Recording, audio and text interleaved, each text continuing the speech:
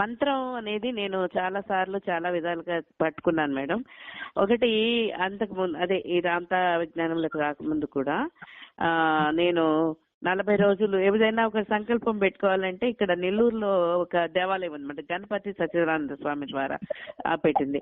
అక్కడ ఆంజనేయ స్వామికి పూర్ణ ఫలం అని కడతారు. ఒక పండు టెంకాయని కట్టిస్తారు.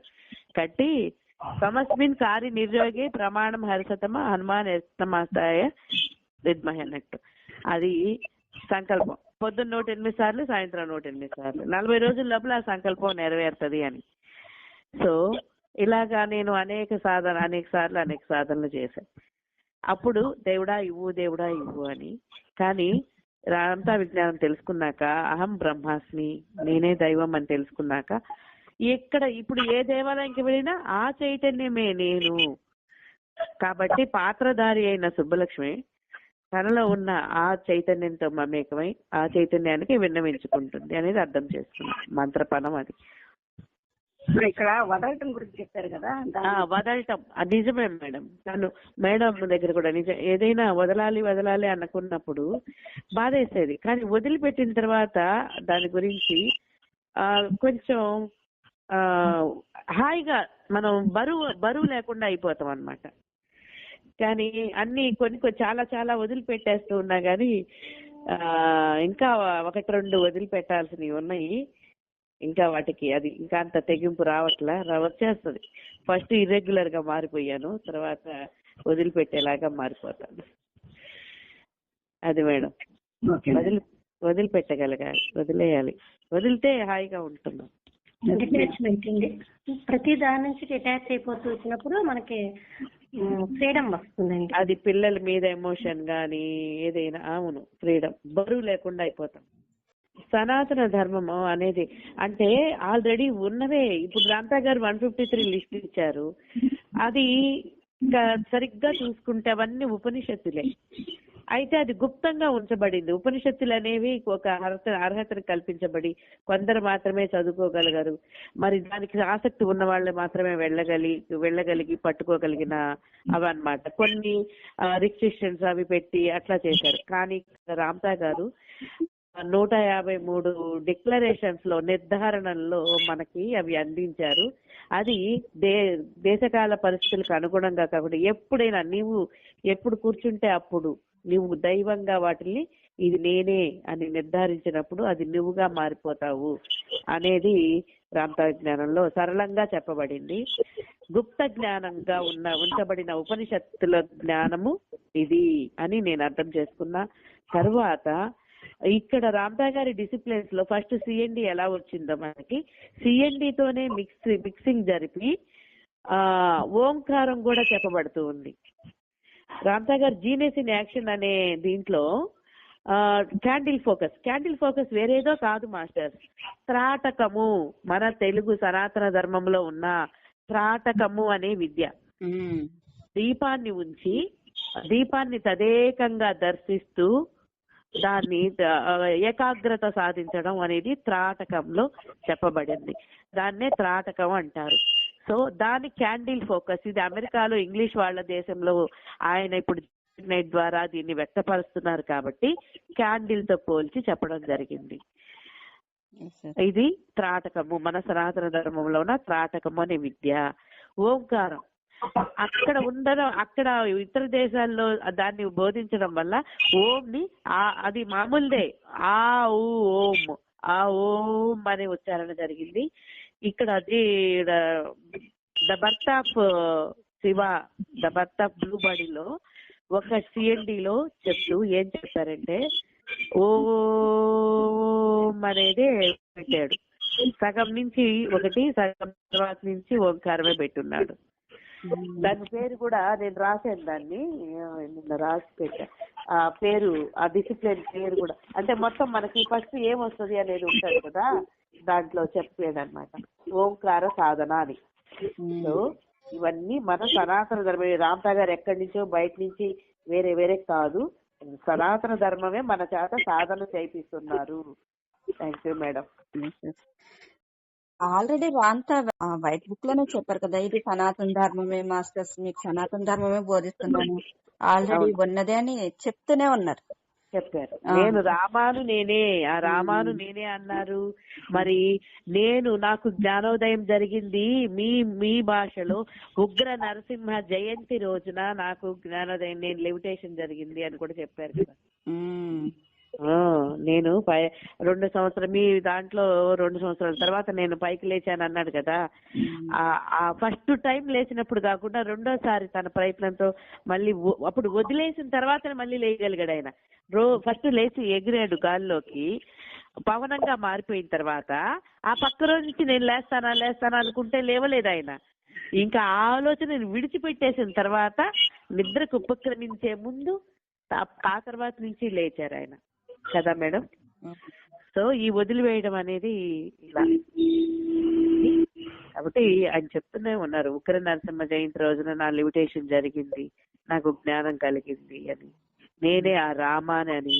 ముప్పాతిక భాగం నేను జయించినప్పటికీ నన్ను నేను జయించుకుంటేనే నేను విజేతను కాగలిగానని, కాబట్టి ఎవరికి వాళ్ళు జయించుకోవాలి అని చెప్పారు.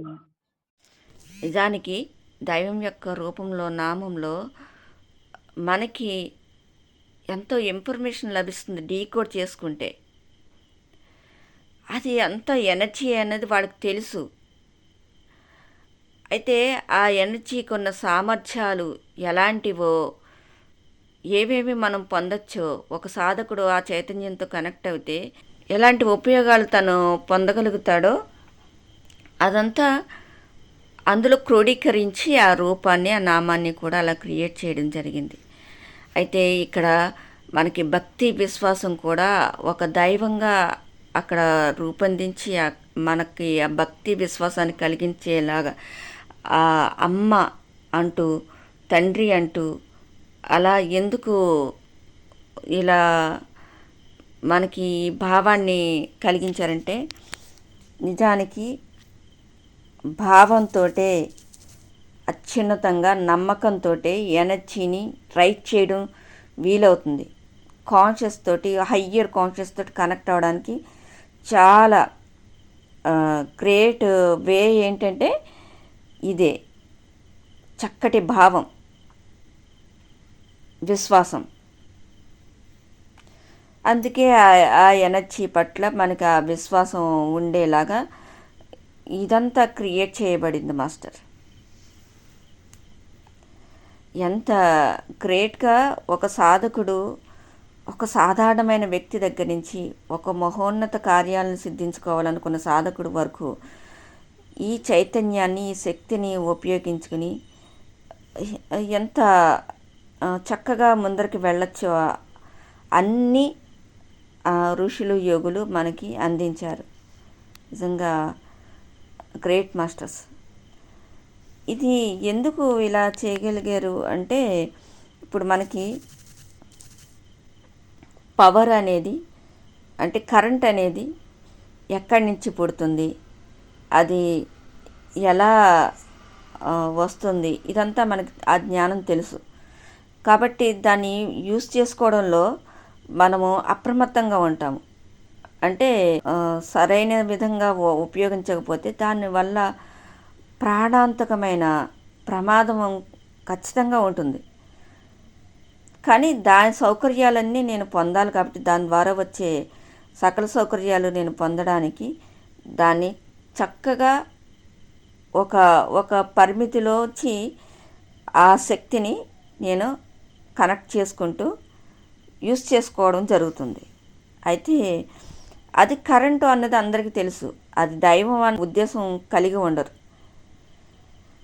అలాగే మాస్టర్స్, ప్రతిదీ కూడా ఎనర్జీయే, హయ్యర్ ఎనర్జీ ఉంటుంది. ఆ హయ్యర్ ఎనర్జీని నా శరీరానికి అనుకూలంగా, నా మైండ్కి అనుకూలంగా, నా జీవితంలోకి నేను ఎలా కన్వర్ట్ చేసుకోవాలో, ఎలా యూస్ చేసుకోవాలో అన్నది నాకు ఆ జ్ఞానం తెలిస్తే పర్వాలేదు. ఆ జ్ఞానం తెలియకపోతే ప్రమాదమే అవుతుంది. అంతే మాస్టర్స్, అంతకు మించి ఇంకేమీ లేదు ఇందులో పెద్ద రహస్యం. జస్ట్ కొంచెం అబ్జర్వేషన్లో ఉంటే సరిపోతుంది, అబ్జర్వ్ చేసుకోగలిగితే సరిపోతుంది, అంతా ఆనందంగా కనిపిస్తుంది. అంటే ఇది వరకు మనం చేసిన మంత్ర సాధనలు అర్థం ఏంటంటే ఆ దేవత ఎవరో ఉంది. దేవత చెయ్యలేందంటూ ఏది లేదు. దేవతకు తెలియందంటూ ఏమీ లేదు. దేవత లేని ప్లేస్ అంటూ లేదు. దేవతకు రూపం లేదు. అన్ని రూపాలుగాను రాగలుగుతుంది. ఏ రూపం లేకుండాను ఉండగలుగుతుంది. ఇన్ని అనుకున్నాం. కానీ ఆ దేవత నాకు ఇవ్వాలని అనుకున్నాను. నేను ఆ దేవత ఒక్కటని అనుకోలేదు. ఆ తెరని తీసేశారు రాంతా. మొత్తం అది బట్టబయలు చేసేసారు మనకి. అదే నీవు ఇన్నాళ్ళు నువ్వు ఏదని ఆరాధిస్తున్నావో, ఏది అద్భుతం అన్నావో అదే నువ్వు అని చెప్పారు. అదే నేనని తెలిసిన తర్వాత ఇంకెందుకు అలసట? అదే నా ఆత్మ, నా ఆత్మస్థితి అది. అంటే అదే నేనని తెలిసిన ఇప్పుడు అది నేను తెలిస్తే అయిపోలేదు. నా అనుభవానికి తెచ్చుకున్నాక అద్భుతం ఇది. తెలిస్తే అయిపోతుంది. రాంతా చెప్పారు, అది రాంతా సత్యం. అది నా సత్యం అవ్వలేదు ఇంకా. నా న్యూరోనెట్ లో ఇంకా దేవత అంటే వేరనే ఉంది, నేను ఒక వ్యక్తిని అనే ఉంది. ఇంకా పరిమితమైన ఆలోచనల వ్యవస్థల్లోనే ఇంకా ఆ పాత నమ్మక వ్యవస్థల్ని మెయింటైన్ చేస్తూ ఉండడం జరుగుతుంది. అంటే గతాన్నే మళ్ళీ రిపీట్ చేసుకోవడం జరుగుతుంది. నిజంగా రాంతా చెప్పిన ఆ సత్యము నా సత్యం అయ్యి ఉంటే ఇవన్నీ కరిగిపోతాయి కదా. గతంలాగా నేను ఎక్స్పీరియన్స్ చేస్తున్నది ఏది ఉండదు. నిత్య నూతనంగా ఉంటది జీవితం. ప్రతి క్షణం నిత్య నూతనమే. ఏ క్షణానికి ఆ క్షణం మనం ఉంటాం అనమాట. అంటే అదే జాయ్, అంటే అదే స్వేచ్ఛ. అంటే అయితే నేను ఆ కంప్లీట్ జాయ్ స్టేట్ లో ఉండడం అనేదే నో మూమెంట్ లో ఉండడం. నో మూమెంట్ లో ఉండడం అంటే అదే భూత భవిష్యత్ వర్తమాన కాలాలకు అతీతమైన స్థితి. అన్ని అందులోనే ఉండే స్థితి. ఎలాంటి సంఖ్యలు లేని స్థితి. కంప్లీట్ స్వేచ్ఛ. కంప్లీట్ స్వేచ్ఛ. ఎస్, అది మనం పొందుతాం. అయితే బీజాక్షరాల్ని మనం ఇప్పుడు ఉపయోగించుకుంటే ఎలా అంటే ఇప్పుడు మన ఆలోచన విధానం సంవిధానం మారింది కాబట్టి అది ఎనర్జీగా చూస్తాము. ఒక ఎనర్జీని నేను ఓపెన్ చేస్తున్నానని చూడగలుగుతాను తప్పితే ఇంకో దేవత ఎవరో ఉంది అని చూసేది ఏమి ఉండదు అనమాట. ఇంకొక ఎనర్జీ ఫోల్డర్ ని నేను ఓపెన్ చేస్తున్నాను. నా ఆత్మశక్తే అది. నా ఆత్మలో అంతర్భాగమే ఆ దేవత కాన్షియస్నెస్. ఆ చైతన్యం ఏదైతే ఉందని ఎన్నాళ్ళు అనుకున్నానో అది నా ఆత్మ యొక్క అంతర్భాగమే. నేను ఓపెన్ చేస్తున్నా, నేను టచ్ చేస్తున్నా ఆ ఫోల్డర్ ని. 5 వేళ్ళు కూడా పంచభూతాలకి ప్రతీకలు. పంచభూతాలకు ప్రతీకలు. పంచభూతాలను ఉపయోగించి ఈ చేతి వేళ్లని ఉపయోగించి ఇప్పుడు ఏది తక్కువగా ఉంది, ఏది లోపంగా ఉంది, ఏది ఎక్కువ చేసుకోవాలి అన్నది మన చేతి వేళ్లతో మన మ్యాజిక్స్ చేసుకోవచ్చు. అంటే మన శరీరాన్ని ఉపయోగించి ఇక్కడ ఎంత అద్భుతమో చూడండి మాస్టర్స్. ఎంత అద్భుతమో మన శరీరాన్ని ఉపయోగించుకుని మనం ఎన్ని మ్యాజిక్స్ చేయొచ్చు. మనం చేసే భంగిమలు కూడా అదే కదా. మనం ఎక్సర్సైజెస్ చేయడం ద్వారా, ఆసనాలు వేయడం ద్వారా ఎన్ని మ్యాజిక్స్ చేయొచ్చు. అంటే శరీర భంగిమతో కూడా మనం స్థితి నుంచి ఇంకో స్థితికి మార్చుకోవచ్చు. మన అక్షరాలు పలికే ఆ నాలిక కదలికల ద్వారా కూడా మనం ఫ్రీక్వెన్సీస్ చేంజ్ చెయ్యొచ్చు. అంటే అసలు ఎంత గ్రేటో చూడండి. మన శరీరం ఎంత అద్భుతమో చూడండి. ఇందులో ఉంది కదా అణువణువు దైవత్వం. ఇందులో ఉంది కదా అసలైన శక్తి. అన్ని శక్తుల్ని కదల్చగలిగేదే ఈ శరీరం. అంటే అసలు ఎంత అద్భుతమైందో చూడండి మాస్టర్స్. ఎంత మనం ఈ శరీరాన్ని గౌరవించుకోవాలో. శరీరం చెప్పేది విన్నాం అంటే దానికి సెల్ఫ్ హీలింగ్ పవర్ ఉంది. దాన్ని మనం క్లోజ్ చేయకుండా దానికి అవకాశం ఇస్తే దానంతట అది హీల్ చేసుకోగలుగుతుంది. ఎందుకు మనకు తెలియంది ఏముంది? సృష్టిలో మానవుడు ఒకడేనా ఉన్నది? ఎన్ని జీవరాశులు ఉన్నాయి? వాటికి అందరికి వైద్యులు ఉన్నారే ఏంటి? ఆ జీవరాశులకి అన్నిటికంటే ప్రధానమైన వాడే మానవుడు. అంటే మానవుడే దైవం. ఆ దైవమే ఆ జీవరాశిని సృష్టించింది. ఆ దైవమే మానవుడుగా ఈ జీవితంలోకి రావడం జరిగింది. ఈ దైవమే డైరెక్ట్ గా ఈ జీవితంలోకి వచ్చిన ఈ మానవుడు దేహంలోకి వచ్చి మనం సెల్ఫ్ హీలింగ్ చేసుకోవడం మనకు అవ్వట్లేదు. కానీ మా దైవం సృష్టించి వదిలిన ఆ జీవరాశులన్నీ కూడా సెల్ఫ్ హీలింగ్ చేసేసుకుంటున్నాయి. వాటికి ఎలాంటి ప్రాబ్లం వచ్చినా కూడా సెల్ఫ్ హీలింగ్ చేసుకోగలుగుతున్నాయి. అవి ఏ చదువులు చదవట్లేదు. అసలు అంటే వాటికి సెన్స్ ఎలాగొస్తుంది, ఆ జ్ఞానం ఎలాగొస్తుంది? ఒక కుక్కతో సైతం ఏదైనా కూడా అడవిలో ఉండే జంతువులతో సహా వాటికి ఏమన్నా గాయం అయితేట కొన్ని రోజులు ఏమి తినవట అవి, అంతే. కంకణం చేయడం ద్వారా వాటిని శరీరం గాయం నుంచి ఎంత పెద్ద గాయమైనా కానీ హీల్ చేసేసుకుంటుంది. కాలు ఇరిగిపోయిన కుక్క కూడా కొన్ని రోజులకి మళ్ళీ కాలు నార్మల్ గా అయిపోతుంది దానికి. దానంతట అది ఎలా ఆ ఎముకని అతుక్కునేలా చేసుకోగలుగుతుంది? అది ఆలోచిస్తుంటే అసలు మనకి స్పష్టంగా మన ఎదుర్కొండగానే ఇంత పొందుపరిచి ఉంది జ్ఞానం అనే అర్థమవుతుంది కదా అన్ని విధాలా కూడా. మనం ఇంకా ఎంత గ్రేటు. జస్ట్ మనల్ని మనం అర్థం చేసుకోవట్లేదు అంతే తేడా, ఏమి కాదు. మనల్ని మనం అర్థం చేసుకో, మనల్ని మనం అబ్జర్వ్ చేయడమే అభ్యాసం. ఇదే అభ్యాసం, అదే సాధన. మనల్ని మనం అర్థం చేసుకోవడమే అసలైన సాధన. సరిగ్గా ఏ టు జెడ్ మనల్ని మనం అబ్జర్వ్ చేయాలి. నాకు ఈ మధ్యకాలంలో అర్థమైంది ఏమిటంటే అండి, నేను లేచాక స్నానం చేసి విష్ణు సహస్రనామం చదువుకుంటూ పనులు చేశాను. అలాగా 10 years, బహుశా మేబీ 10 years అలా చేసి ఉండొచ్చు. ఎటువంటి హెల్త్ ప్రాబ్లమ్స్ నాకు ఎప్పుడూ లేవు మేడం. నాకు కానీ, మా పిల్లలకు కానీ, మా హస్బెండ్కి కానీ నిత్యం విష్ణు సహస్రనామం పారాయణం ఇంట్లో జరిగేది. అంటే నేనే డైలీ మార్నింగ్ అయితే కార్తీక మాసం అయితే 2 times మార్నింగ్ ఈవినింగ్ కూడా చేసేదాన్ని.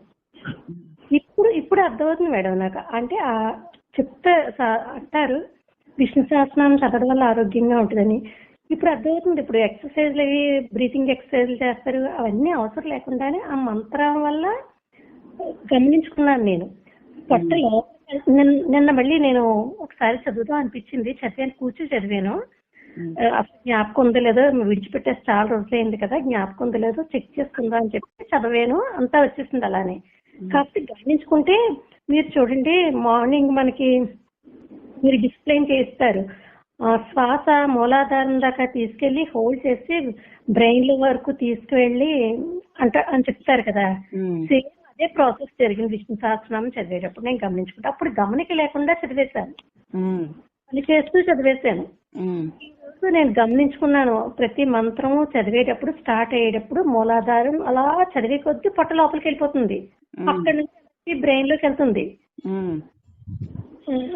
అంటే ప్రతి శ్లోకానికి అలా జరుగుతుంది. అలా ఎన్నిసార్లు 108 శ్లోకాలు ఉంటాయి అందులోని, 108 సార్లు అలా జరుగుతుంది.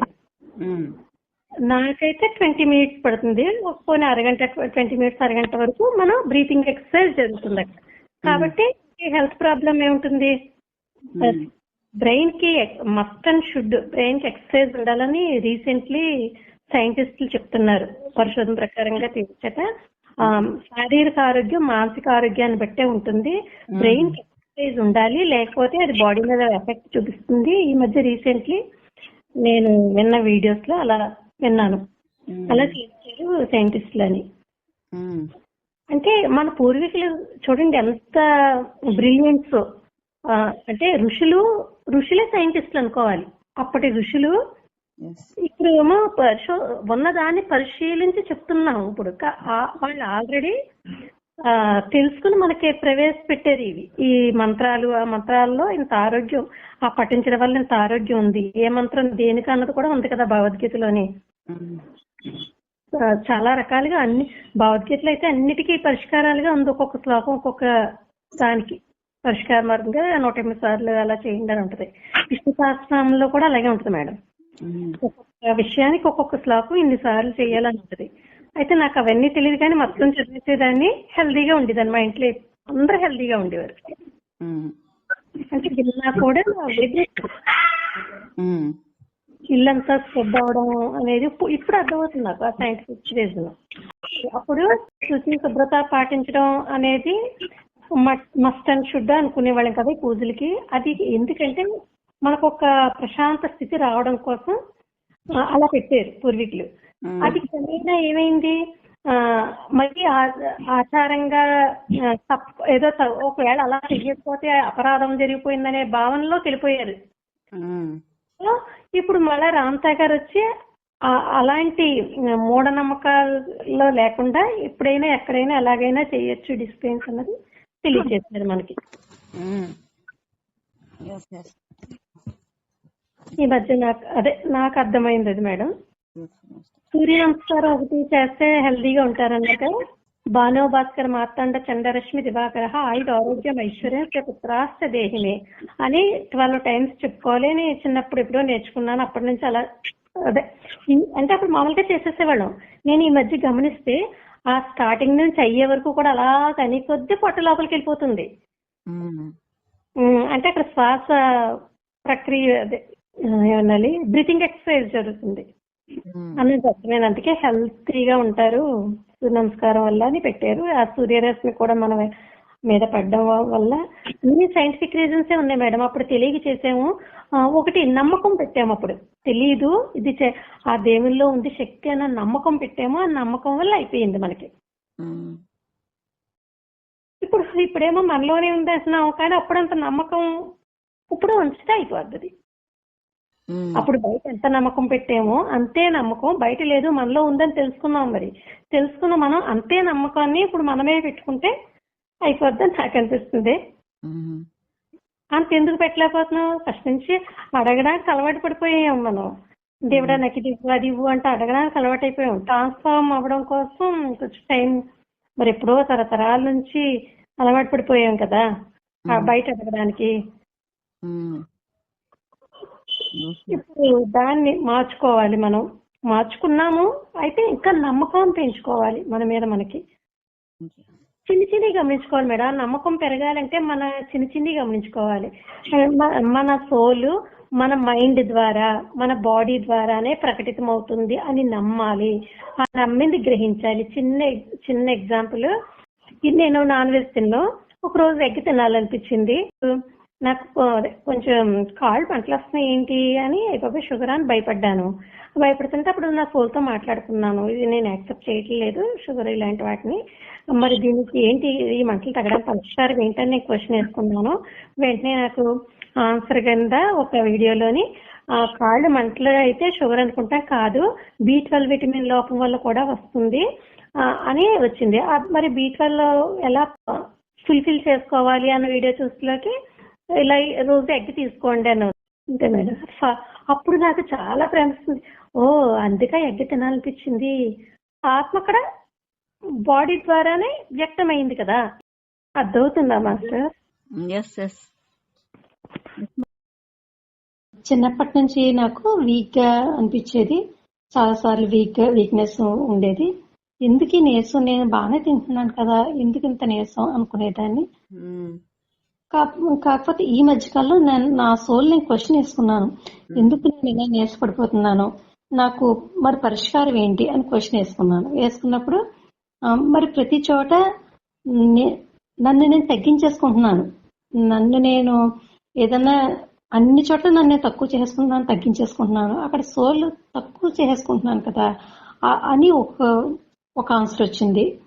నా కోసం నేను నిలబడాలి. ఎంతసేపు ఎదుటి వాళ్ళని సాటిస్ఫై చేయడం, వాళ్ళు ఆనందంగా ఉంటే చాలు అనుకుంటాను. అక్కడ ఎవరైనా సరే వాళ్ళు సంతోషంగా సాటిస్ఫై అవ్వాలంతే. నా గురించి ఎప్పుడు పట్టించుకోను. అక్కడ మరి నన్ను తక్కువ చేసుకోవడంలో నా సోల్ని క్షీణింపు చేసుకుంటున్నాను కదా అని ఒక ఆన్సర్ వచ్చింది. అందువల్ల నిరసించిపోతున్నాను అని అర్థమైంది. ఓకే, దాన్ని ఈసారి నేను అవేర్తో ఉండి ఎక్కడ నన్ను నేను తక్కువ చేసుకోకూడదు. ఎవరు తక్కువ కాదు, ఎవరు కాదు, అందరూ సమానమే. నేను ఎక్కువ కాదు, నేను తక్కువ కాదు, అలాగే ఎవరు ఎక్కువ కాదు, ఎవరు తక్కువ కాదు, అందరూ దైవాలే అనే ఎరుకులో ఉండాలి. అనేది అవగాహనకు వచ్చింది. ఇంకొక అది మానసికంగా వీక్ అవ్వకుండా, మానసికంగా వీక్ అయినప్పుడు శారీరకంగా కూడా వీక్ అయిపోతాం, ఆ ప్రభావం బాడీ మీద ఉంటుంది కనుక. సో మానసికంగా ఆ విధంగా స్ట్రాంగ్ అవ్వాలని ఒక రియలైజ్ అయ్యాను. నెక్స్ట్ రియలైజేషన్ కొన్ని రోజులకి ఏమనిపించిందంటే, ఈ క్వశ్చన్ వేసుకున్నాక మా మదర్ కూడా అనేవారు, ఏంటి నువ్వు ఇప్పుడు తిన్నా కదా, తిన్నా ఎందుకు నీరసంగా ఉన్నావు ఇప్పుడు చూసినా అని. నాకు కలిగిన రియలైజేషన్ ఇప్పుడు, మన పూర్వీకులు ఏం తిన్నారు, వాళ్ళు గంజిలో ఉప్పు వేసుకు తాగారు, బలంగా ఉన్నారు. మరి మనం ఏమైనా తిన్నామా? ఇప్పుడు గంజి తాగలేదు కదా. తర్వాత నాకు ఓన్గానే గంజి తాగాలనిపించింది. ఇంకోటి ప్రకృతి సేద్యం బియ్యం తినాలి అని అనిపించింది. మందులు వేసి పండించేస్తున్నారు కదా, అందుకే నీరసమేమో అని నాకు అనిపించి, సరే స్వచ్ఛమైన బియ్యంతో తిందామని ఉండేది. ఆ డిజైర్ కూడా నెరవేరింది. ఆ బియ్యం తెప్పించుకోవడం జరిగింది. ఆ బియ్యం పై పొరలోనే B12 ఉంటుంది. B12 ఇంకా అందులోనే ఎక్కువ పుష్కలంగా ఉంటుంది. B12 అనేది రైస్ పై పొరలో ఉంటది. ఆ రైస్ పై పొర అప్పుడు నేను తెప్పించుకున్నటువంటి ఆ ప్రకృతి సేద్యం బియ్యం అనేది ఒక్కసారి దంపుడు బియ్యంలా ఉన్నాయి, బ్రౌన్ ఒక్కసారి మిల్లులో అలా వేసి తీసేసినాయి అనమాట. పై పొరతో ఉన్నాయి పట్టులాగా. సో గంజి చిక్కగా వచ్చింది. మరి నా చిన్నప్పుడు ఇలాంటి బియ్యం ఎప్పుడు నేను తినలేదు కదా, ఇలాంటి బియ్యంతో వండిన అన్నం, మరి ఇక నాకు B12 ఎలా వస్తుంది? మితిమీరమైన ఇంపార్టెన్స్ ఇవ్వడం ద్వారా మానసికంగా బలహీనం అయిపోయారు అన్న విషయం అర్థమైంది. Yes madam, yes. సరెండర్ అనేది బయట ఎంత ఎలా ఉంటున్నాం అన్నది కాదు, లోపల అందరికి కంప్లీట్ గా సరెండర్ అయిపోవడం, మనకి విలువ లేకుండా చేసుకోవడం అనేది మన లోపల ఉన్న భావం వల్ల ఆ మనసు అలా అయిపోతుంది. అదొకటి గుర్తించుకున్నారు. ఇప్పుడు బయట అదే విలువ అందరికి అలాగే ఇస్తున్నారు, కానీ లోపల మీకు ఇచ్చుకోవాల్సిన వాల్యూ మీరు గుర్తించుకుంటున్నారు. మీ సోల్ కి ఇవ్వాల్సిన వాల్యూ మీకు ఇస్తున్నారు. ప్రతి విషయంలోనూ కూడా మిమ్మల్ని ఎక్కడ తగ్గించుకోకుండా మీకు పట్ల గౌరవం కలిగి ఉంటున్నారు. అది మానసికంగా స్ట్రెంగ్ అయ్యారు. అయితే శారీరకంగా ఎందుకు వీక్ గా ఉన్నారన్న విషయం గుర్తించారు. అక్కడ కూడా చేంజెస్ చేసుకున్నారు, క్యాల్కులేట్ చేశారు చక్కగా. అప్పటి తరాల నుంచి అందరూ ఎలా స్ట్రెంత్ గా ఉన్నారు మొత్తం ఇదంతా మీరు ఆలోచించి అసలు చక్కగా ఫైండ్ చేసుకున్నారు. అసలు ఎంత బ్యూటిఫుల్ అంటే, మీకు ఇష్టం లేని ఎగ్ తినాల్సిన అవసరం లేకుండా ఈ గంజి ద్వారా, అలాంటి సేంద్రియ రైస్ ద్వారా మనం హెల్దీగా ఉండొచ్చు అన్నది మీకే లోపల నుంచి వచ్చింది థాట్. దాన్ని వెంటనే అప్లై చేశారు, రిజల్ట్ కూడా తీశారు. అంటే ఇంకా వీడియోస్ కూడా చూడనవసరం లేదు, మన ఆడియోస్ వెనకలి వీడియోస్ చూడ, కానీ మన సోల్ వాయిస్ ని పట్టుకుని వినగలిగితే అదే ఇస్తుంది అన్నది అర్థమైంది. సో గట్టి సోల్నే పట్టుకోవాలి. Madam, wonderful master, great. Thank you master. Soul voice ఏంటన్నది మీకు అర్థమైపోయింది కదా, సోల్ ఎలా మాట్లాడుతుంది అన్నది మీకు తెలిసింది. సోల్ వాయిస్ ఎలా అర్థమవుద్ది అనుకున్నదాన్ని రకరకాలు, ఒకటే కాదు రకరకాలుగా అనేది ఇప్పుడు అర్థమైంది అనమాట. ఒక భావన రూపంలో లేదా వేరే వాళ్ళు ఏదన్నా విషయం చెప్పడం ద్వారా మన సోల్ మాట మనం విన్నప్పుడు మన సోల్ వేరే వాళ్ళ ద్వారా కూడా మనకి వినిపింపచేస్తుంది, ద్వారా వినిపిస్తుంది. కాకపోతే మన మనసులోకి ఆ సోల్ ఇంట్యూషన్ తెలుస్తుంది. అది కూడా మీరు గమనించారని చెప్తున్నారు కదా, అది గ్రేట్ సెన్స్. బాడీ సెన్స్ నుంచి తెలుస్తుంది, మైండ్ సెన్స్ నుంచి మైన్యూట్ గా ఇన్ఫర్మేషన్ ఇస్తూనే ఉంటుంది.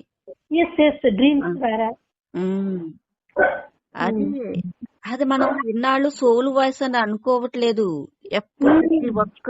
ప్రతి ఒక్కరికి కూడా సోల్ కనెక్టెడ్ గానే ఉంటుంది, ఇన్ఫర్మేషన్ ఇస్తూనే ఉంటుంది.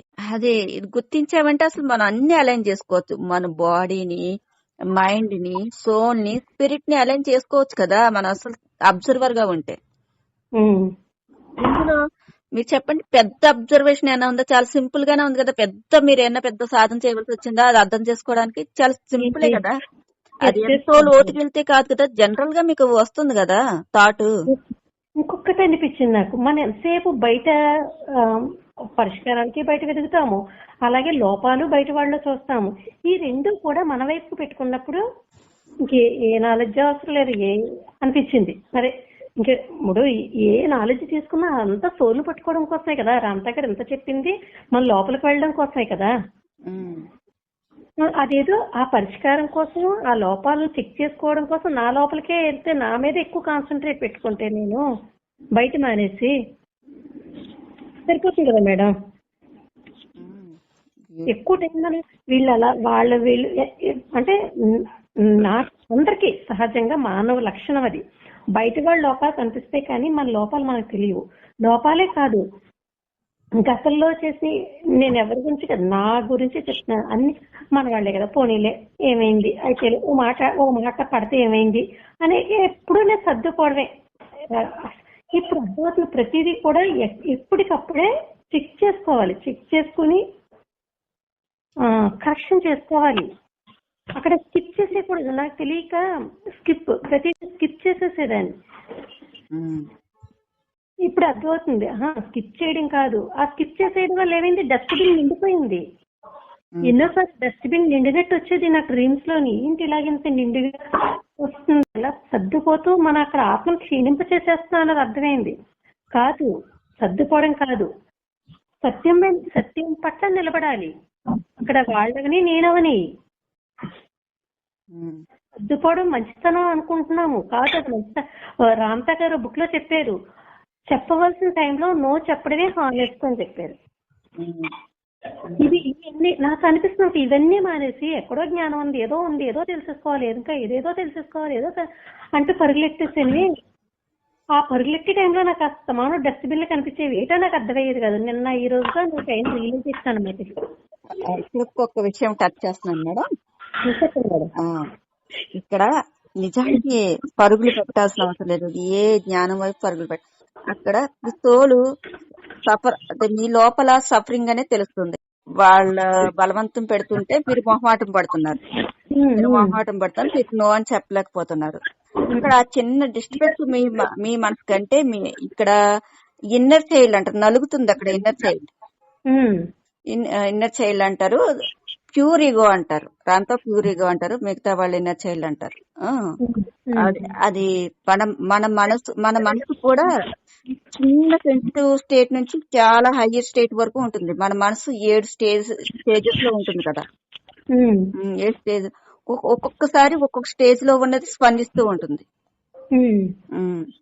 ఇలా స్పందిస్తున్న ఆ మనసుని, బయట ఉన్న అనుభవాన్ని, ఆలోచనలను అన్నిటిని జస్ట్ మనం అబ్జర్వ్ చేస్తూ ఉన్నామంటే మన సోలు మనకి ఇస్తున్న ట్రైనింగ్ ఏంటో మనకు అర్థమవుతుంది. చక్కటి గైడెన్స్ తో మనము ఏ స్టేట్ కి అధిరోహణ చేయాలో ఆ స్టేట్ కి అధిరోహణ చేయగలుగుతాం. అంటే జీవితం నేర్పించే పాఠం, మన సోలు ఇచ్చే పాఠాన్ని మనం తీసుకోకుండా స్కిప్ చేస్తున్నాం.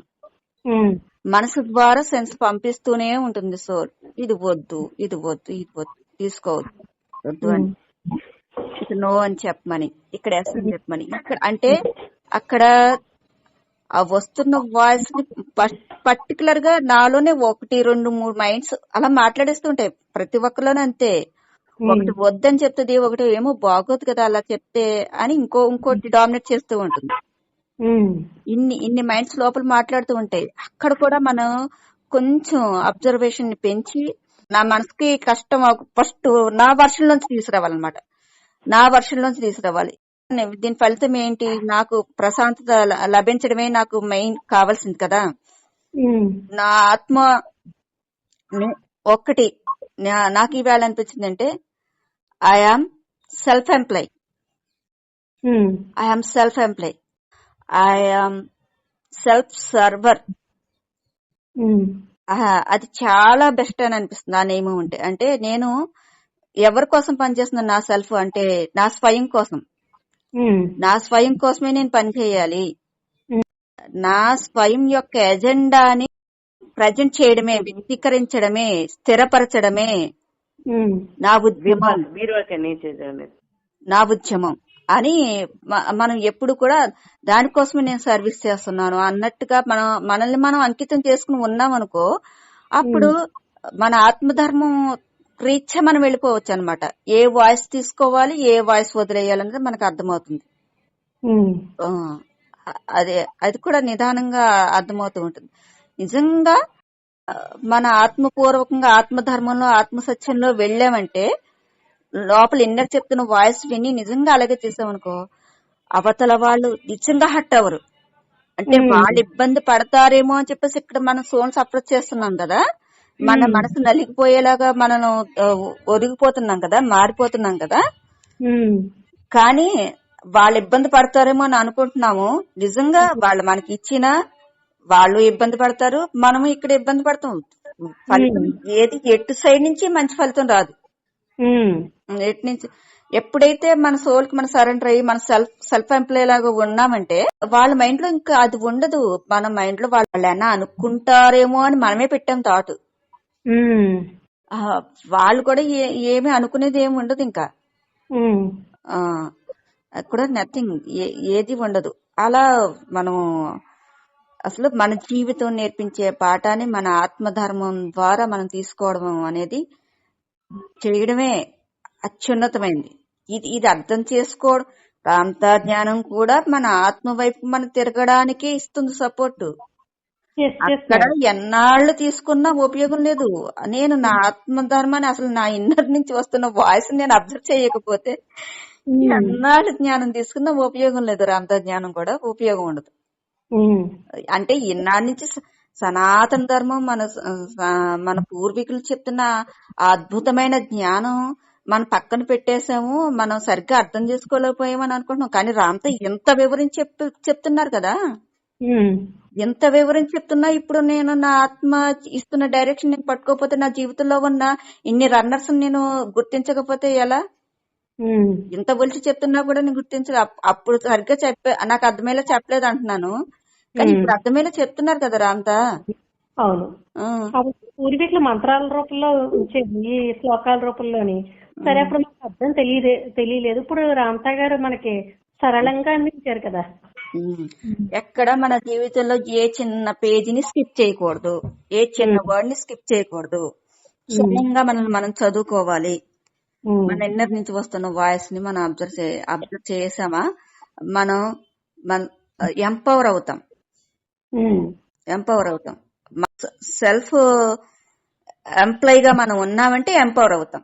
అంటే మన సోల్ ని ఎక్స్పాన్షన్ చేస్తాము. Yes madam. సోల్ కి సెల్ఫ్ గా ఎంప్లాయ్ గా లేకపోతే అలా ఉండేదానికి సిచ్యుయేషన్లు తెచ్చి పెడుతుంది. నా అనుభవంలో వాళ్ళైతే తెలుసుకున్నాను. నేనైతే నాకు నేను విలువించుకోకపోయినా, నా శరీరానికి నేను విలువించుకోకపోయినా ఏదో ఒకటి చేసి కూర్చోబెట్టద్దు అక్కడ నన్ను అనేది. ఎందుకంటే నిజం, నా శరీరం అనే దాన్ని కూడా నేను పట్టించుకోకుండా ఎప్పుడు ఇతరుల కోసం పరిగెత్తి చేయడం వల్ల నిన్న ఇంకా దాన్ని ఏం చేస్తే కూర్చుంటానో అది చేసేస్తుంది అది. అందుకని నిన్న జ్వరం వచ్చింది. జ్వరం ఈ మధ్య తరచుగా వస్తూ ఉంది. సరే అని చెప్పి ఇంకా తగ్గించుకోవాలి కదా, తగ్గించుకుంటే నేను తిరగాలి, లేకపోతే ఎలాగనేసి నేను మళ్ళీ డాక్టర్ దగ్గరికి వెళ్తే టైఫాయిడ్ ఓకే ఆ రూపంలో వచ్చి నన్ను కామ్ గా కూర్చోబెట్టడానికి ఇది వచ్చింది. అంతే, అదే జబ్బు కాదు. ఏది చేసైనా నువ్వు గమ్మును కూర్చోవాలి అనే దానికి ఇండికేషన్ అంతే. మీ బాడీ రెస్ట్ కోరుకుంటుంది. రెస్ట్ కోరుకుంటుంది. నిజంగా ఆ జ్వరం అనేది రాకపోతే ఆ రెస్ట్ ఇవ్వను. అది ముందరే రెస్ట్ తీసుకోమని ముందర. కానీ మీకు ఇన్ఫర్మేషన్ మీ సోల్ ఇస్తూనే ఉంటుంది, మనసులోంచి చెప్తూనే ఉంటుంది. ఒక వాయిస్ లోపల నుంచి లెగుతూనే ఉంటుంది.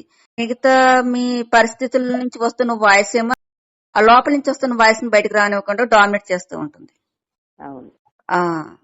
అప్పుడు ఏమవుతుంది, అది ఇంక ఇలా వాయిస్ రూపంలో ఇస్తే కుదరదు, నేను యాక్షన్ రూపంలో ఇచ్చేయాలని చెప్పేసి అనుకుంటుంది. ఎప్పుడైతే మనం సోల్ ఇస్తున్న వాయిస్ ని మనం గుర్తించి దానికి మెయిన్ ఇంపార్టెన్స్ ఇస్తూ ఉంటామో, అంటే నిజంగా మేడం ఇది మాత్రం మనం అర్థం చేసుకోవాల్సింది. ఎవరికో ప్రశాంతత ఉంటుందని, ఎవరికో మనం ఏదన్నా చేయడం వల్ల చిన్న ఉపయోగం ఉంటుందని అనుకోవడం కూడా ఎంత అపోహో.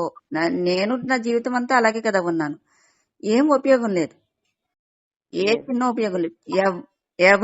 ఎవరైనా కానీ ఎస్ మాస్టర్స్, మీరు మన నేను అనగా స్వయం మన కోసం అంటే ఇతరులకు ఏదో చేసేయాలనేసే పరుగులు ఇంతకాలం ఉన్నాయి. ఇతరులు ఆత్మోద్ధారణ, మన ఆత్మోద్ధారణే లక్ష్యంగా మనం ఉండాలంతే. అంతే, అంతకు మించి దాని గురించే మన చుట్టూరు ఉన్నవి అవి బయటవి పట్టుకుంటావా, నీ లోపల పట్టుకుంటావా, బయటవి పట్టుకుంటావా, లోపల పట్టుకుంటావా, ఎప్పుడు పజిల్స్ మన ముందర ఉంటూనే ఉంటాయి. ఖచ్చితంగా మనం మన సోల్కి సరెండర్ అవ్వడా అంటే ప్రతి విషయంలోనూ, ప్రతి ఆలోచనలోను, ప్రతి మాటలోనూ నేను ఈ ఫోకస్ పెట్టి ఉంచాలి, అంటే ఈ దృష్టిని పెట్టి ఉంచాలి. ఇది నా ఆత్మోద్ధారణ కోసమా లేకపోతే అదర్స్ కోసమా? ఆత్మోద్ధారణ అదర్స్ కోసమా? నేను సెల్ఫ్ ఎంప్లాయీగా ఉంటున్నానా లేదా అన్నది చెక్ చేసుకుంటూ చేసుకోవడమే.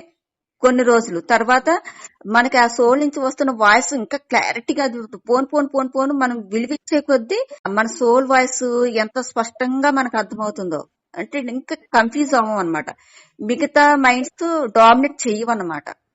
మిగతా పరిస్థితుల్లో ఆ వాయిస్ ని డామినేట్ చెయ్యవన్నమాట. పోను అది నాకు సోల్ నాకు ఇస్తున్నప్పుడు అది పట్టుకోవాలి. పట్టుకున్నప్పుడు దాంట్లో తీసుకోవాల్సిన కంపల్సరీ స్కిప్ చేయకుండా తీసుకోవాలి. తీసుకోవడం అయిన తర్వాత వదిలిపెట్టడం కూడా రావాలి. 3 ఉండాలి మాస్టర్స్. పట్టుకున్న చోటే ఉండిపోయినా లాభం లేదు, ఇంకా అదే కొనసాగుతున్నా లాభం లేదు, వదలకుండా. మేడం ఉన్నారా? సార్, వదలడం అనేది చాలా ఇంపార్టెంట్ మాస్టర్. నిజం మేడం. మీ దగ్గర పదే విని వదలడం అనేది ప్రాక్టీస్ చేశాను మేడం. చాలా చక్కగా నేర్చుకోగలిగాను నేను. అప్పుడు హాయిగా ఉంది, అలా వదలగలిగినప్పుడు చాలా హాయిగా ఉంది. Thank you madam. ముందు అన్ని పొలాలు అన్ని పచ్చగా, అన్ని పల్లెటూరు మేడం అమ్మ వాళ్ళని. అన్ని పచ్చగా అవన్నీ పండినయే తినేవాళ్ళం, కొనేవాళ్ళం కాదు ఏదిని.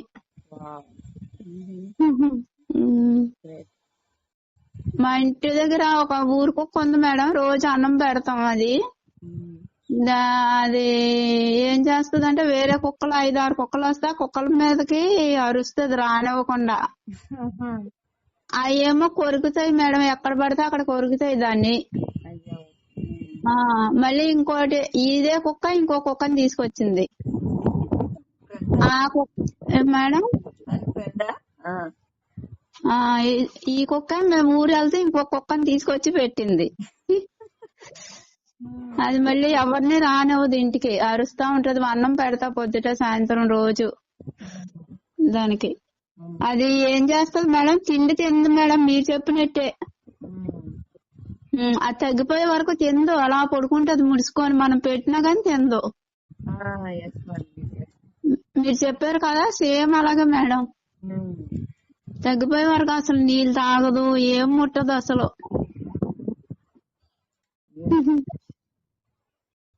అంటే దానికి ఎవరు చెప్తున్నారు చెప్పండి మేడం. ఇప్పుడు ఎవరు చెప్పట్లా, అది ఏ సాంప్రదాయాలు పాటించట్లేదు. ఏ భక్తి ఏ దైవం అని లెక్కలేదు దానికి. అవును మేడం. లేదు, కేవలం దాని శరీరంకి తగినట్టుగా అది దాని విధానాన్ని మార్చేసుకుంటుంది. శరీర స్థితిని గమనించుకుంటుంది. శరీరానికి ఏది బెస్ట్ అనేది తనే నిర్ణయించుకుని తనే అప్లై చేసేస్తుంది. దానికి మళ్ళీ తగ్గిపోతుంది మేడం. ఎంత పెద్ద గాయమైనా గానీ 2 రోజులకే తగ్గిపోతుంది మేడం దానికి. అవును మేడం. నాకు భయం వేసి పసుపు అవన్నీ వేస్తాను. ఆ ఫస్ట్ రోజే వేయించుకుంటది, మళ్ళీ మనం వేసిన వేయించుకోదు. అది అసలు. కానీ 2 రోజులుగా తిండి మానేస్తుంది, తగ్గిపోద్ది. మీరు ఎలా చెప్పారు సేమ్ అలాగే అది.